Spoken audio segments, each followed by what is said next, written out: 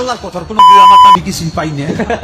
আচ্ছা, একটা সহজ প্রশ্ন করি আপনাদের। ধরুন এখন এই ক্যামেরার সামনে বসে দেশের সংবিধানকে আমি ছিঁড়ে ফেললাম, কিংবা রাষ্ট্রকে নিয়ে এমন কিছু অশ্লীল গালি দিলাম যা মুখে আনাও পাপ। কি মনে হয়?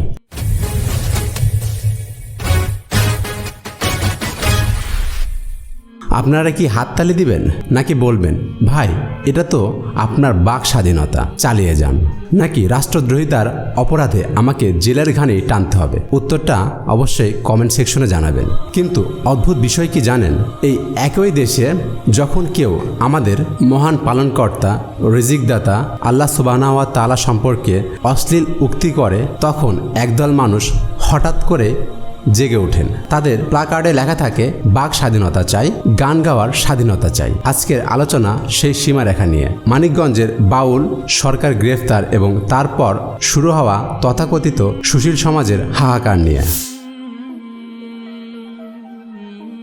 দেখুন, পৃথিবীর কোনো স্বাধীনতাই কিন্তু সীমাহীন নয়। অ্যাবসলিউট ফ্রিডম বা অবারিত স্বাধীনতা বলে দুনিয়াতে কিছু নেই। আমি হাত পা নাড়াতে পারি, এটা আমার স্বাধীনতা। কিন্তু সে হাত দিয়ে যদি আপনার নাকে গিয়ে লাগে, তখন সেটা আর স্বাধীনতা থাকে না, সেটা হয় অপরাধ। এখন যারা আবুল সরকারের গ্রেফতারের প্রতিবাদে অনলাইনে ঝড় তুলছেন, তাদের লজিকটা একটু বোঝার চেষ্টা করি। তারা বলছেন ইহা মত প্রকাশের স্বাধীনতা। আসলে একটা সমাজের বা একটা দেশের 90% মানুষ যে বিশ্বাসকে বুকের ভিতর লালন করে, যে আল্লাহকে সেজদা দেয়, সেই আল্লাহকে নিয়ে আজে বাজে কথা বলাটা কোন ধরনের আর্ট বা কোন ধরনের সংস্কৃতি, আপনারা অবশ্যই কমেন্ট করে জানাবেন।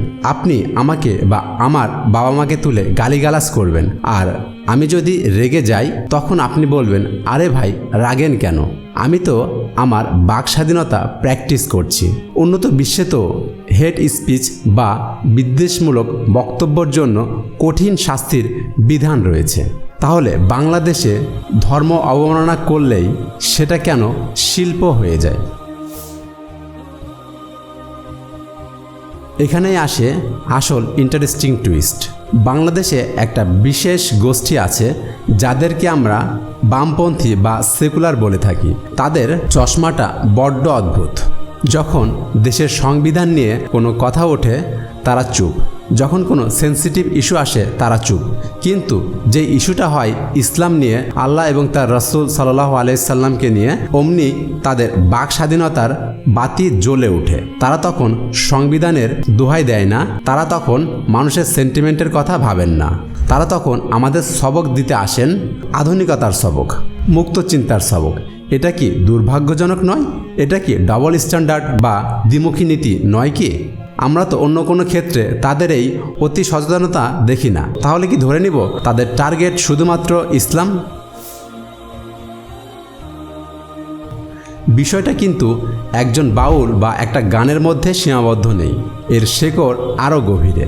বাংলাদেশ একটি সাম্প্রদায়িক সম্প্রীতির দেশ। এদেশের হিন্দু, মুসলিম, বৌদ্ধ, খ্রিস্টান সবাই মিলেমিশে থাকে। কিন্তু ইতিহাস সাক্ষী, যখন এই সম্প্রীতি নষ্ট করার চেষ্টা করা হয়েছে, তখনই দেখা গেছে এর পেছনে কলকাঠি নাড়ছে দেশি কিংবা বিদেশি কোনো চক্র। আজকে যারা এই বাক স্বাধীনতার নামে এই ধৃষ্টতাকে সাপোর্ট দিচ্ছেন, তারা কি জানেন না তারা আসলে কাদের এজেন্ডা বাস্তবায়ন করছেন? যারা চায় না এদেশের মানুষ শান্তিতে থাকুক, যারা চায় উস্কানি দিয়ে একটা দাঙ্গা লাগাতে। এরা তো সেই আবু জাহেলের গোষ্ঠী, এরা তো তাদেরই দোসর। যারা এদের প্রশ্রয় দিচ্ছেন তারা নিজের বিবেকের সাথে প্রতারণা করছেন। তাহলে এখন উপায় কি? আমরা কি আইন নিজের হাতে তুলে নেব? একদমই না। ইসলাম এবং দেশের আইন কোনোটাই মব জাস্টিস বা গণপিটুনি সাপোর্ট করে না। কিন্তু আমরা যেটা চাই সেটা হলো বিচারহীনতার সংস্কৃতির অবসান। আজকে আবুল সরকাররা যে সাহসটা পায়, সেটা পায় কারণ তারা জানে বাংলাদেশে ধর্ম অবমাননা করলে সহজেই পার পাওয়া যায়। আর কিছু সো কল্ড বুদ্ধিজীবী, যাদেরকে আমরা বুদ্ধিজীবী বলি, তারা তাদেরকে হিরো বানিয়ে দেয়। আমাদের দাবি স্পষ্ট, কঠোর শাস্তির আওতায় আনতে হবে এই অপরাধীদের। প্রয়োজনে আইনের সংস্কার করতে হবে, যেন ভবিষ্যতে কোনো আবুল সরকার, কোনো ভণ্ড বাউল, কোনো নাস্তিক আল্লাহ এবং তার রাসূল সাল্লাল্লাহু আলাইহি ওয়াসাল্লামের শান নিয়ে কথা বলার আগে অন্ততপক্ষে 10 বার যেন চিন্তা ভাবনা করে কথা বলে। ভিডিওর শেষে একটা আশার কথা শোনাতে চাই। এদেশের মানুষ এখন সজাগ। 90% মুসলমানের এই দেশে আল্লাহ এবং তার রাসূল সাল্লাল্লাহু আলাইহি ওয়াসাল্লামের অপমান এখন আর কেউ সহ্য করবে না। আমরা বিশ্বাস করি ইনশাআল্লাহ খুব শীঘ্রই এদেশে এমন একটা পরিবেশ তৈরি হবে, ইসলামী অনুশাসন এবং ন্যায় বিচারের মাধ্যমে এই সকল ভণ্ডামির বিচার হবে। আবুল সরকার হয়তো সাময়িক হাততালি পাবে কিছু মানুষের কাছে, কিন্তু চূড়ান্ত বিচারে তারা নিক্ষিপ্ত হবে ইতিহাসের আস্থা করে, আর জয় হবে সত্যর, জয় হবে ন্যায় বিচারের। তাই আপনাদের বলছি, সজাগ থাকুন, সোচ্চার হন। মনে রাখবেন আপনার নীরবতাই ওদের সাহস। আজ এই পর্যন্তই। দেখা হবে পরবর্তীতে কোনো ট্রেন্ডিং টপিকের ব্যাখ্যা বিশ্লেষণ নিয়ে। সকলের সুস্বাস্থ্যতা কামনা করে আজকের মতো বিদায় নিচ্ছি। আমি জুলকারনাইন শাকিল। আসসালামু আলাইকুম ওয়া রাহমাতুল্লাহি ওয়া বারাকাতুহু।